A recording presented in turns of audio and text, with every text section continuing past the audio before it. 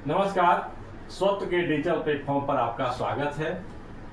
राज्यपाल और राज्य सरकारों के बीच टकराव की बात पुरानी है, लेकिन हाल फिलहाल में तमिलनाडु के राज्यपाल RN रवि और वहाँ की राज्य सरकार के बीच विवाद के मामले में सुप्रीम कोर्ट का एक फैसला आ गया है। इस फैसले के बाद भारत में राजनीति तेज हो गई है।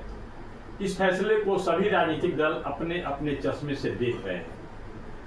इसमें वैसी पार्टियां भी शामिल हो गई हैं जिन्होंने दर्जनों बार भारत के विभिन्न राज्यों की चुनी हुई सरकारों को एक झटके में समाप्त कर दिया।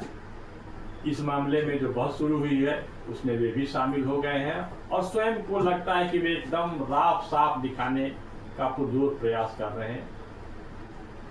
अब बात करते हैं, राजनीति अपनी जगह है, लेकिन राज्यपालों की भूमिका पर तो ईमानदारी से चर्चा होनी ही चाहिए।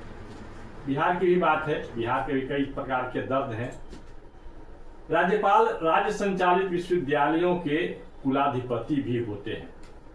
केंद्र की सरकार यदि किसी ठेपामार व्यक्ति को भी किसी राज्य का राज्यपाल बना दे तो वह अनपढ़ या कुपढ़ भी राज्य के विश्वविद्यालयों का कुलपति हो जाता है। यह सच्चाई है। इस सच्चाई को बिहार के लोग जानते हैं। यानी कुलपति और प्रोफेसर जैसे पढ़े लिखे लोगों का वह व्यक्ति बॉस हो जाता है। इसके बाद विश्वविद्यालयों के छात्रों, शिक्षकों और उससे जुड़े जो संस्थान हैं, जो विभाग हैं, उनके साथ जो होता है वह कल्पनातीत है। यह सच्चाई है, इसे स्वीकार करना पड़ेगा।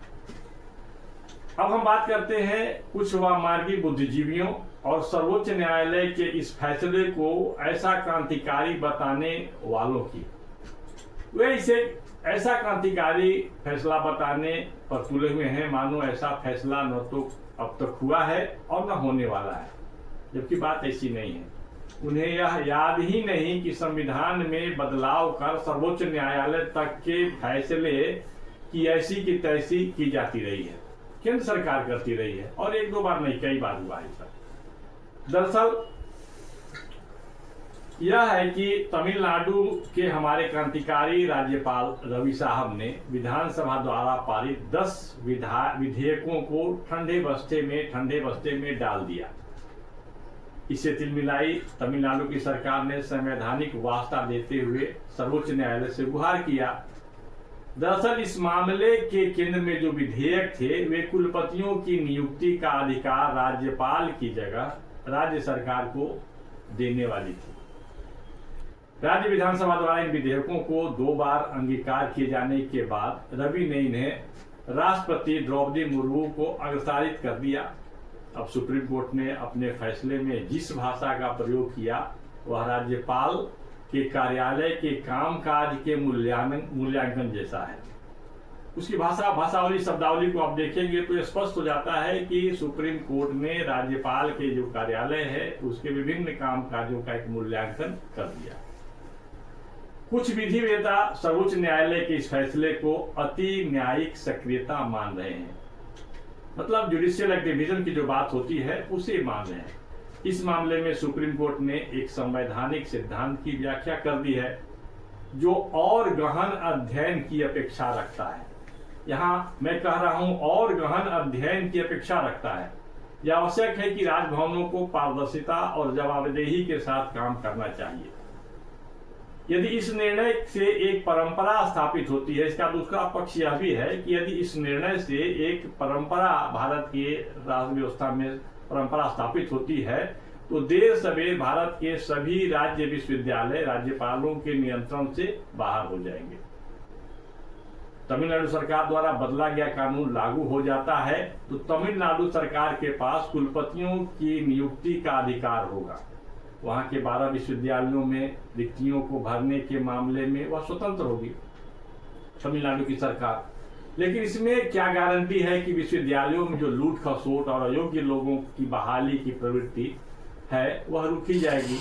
हाँ, एक बात जरूर होगा कि यह राज्यपाल के अधिकार क्षेत्र से जाकर के मुख्यमंत्री के अधिकार क्षेत्र में हो जाएगा। यह किसी न्यायालय के फैसले के बाद उसके बाल का खाल निकालकर संतुष्ट होने की बात नहीं है। बहुत सारे लोग कर रहे हैं, इसके पक्ष में बहुत कसीदे काढ़े जा रहे हैं। बल्कि यह संवैधानिक नैतिकता और सहकारी संघवाद और राज्यपाल पद की गरिमा की बहाली के लिए कुछ करने और सोचने का मामला है। जितनी गहराई से इसमें अध्ययन होना चाहिए था वह इस फैसले में दिखाई नहीं पड़ता। सुप्रीम कोर्ट ने अपने फैसले में कहा कि राज्यपाल से राज्य कैबिनेट के मित्र मतलब राज्यपाल से राज्य कैबिनेट के मित्र दार्शनिक मार्गदर्शक के रूप में काम करने की अपेक्षा की जाती है, न कि केंद्र की कठपुतली के रूप में।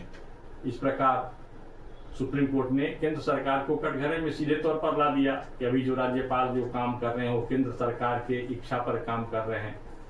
लेकिन यह बात भी उतनी ही आवश्यक है कि राज्यपाल किसी सरकार का एक निर्जीव मुहर भी नहीं रहे।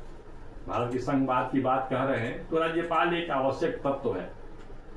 राज्यपाल के बिना जो संघवाद की जो परिकल्पना है वह कहीं न कहीं ध्वस्त हो जाएगी। सुप्रीम कोर्ट को इन बातों को भी ध्यान में रखना चाहिए। वैसे व्यवहारिक तौर पर राज्यपाल के पद की गरिमा जो घटी है वह चिंता की बात है। बिहार के जो उच्च शिक्षा है जगत है वह इसका खामियाजा भुगत रहा है। बिहार के लोग तो कहते हैं कि यदि राज्यपाल कोई अनपढ़ गंवार भी राज्यपाल बन सकता है जिसे किसी की समझ नहीं है और वह राज्यपाल जब निर्णय लेता है तो क्या होता होगा, यह बिहार के शिक्षक बिहार के छात्र जानते हैं। आज के वीडियो में बस इतना ही, फिर मिलेंगे। नमस्कार।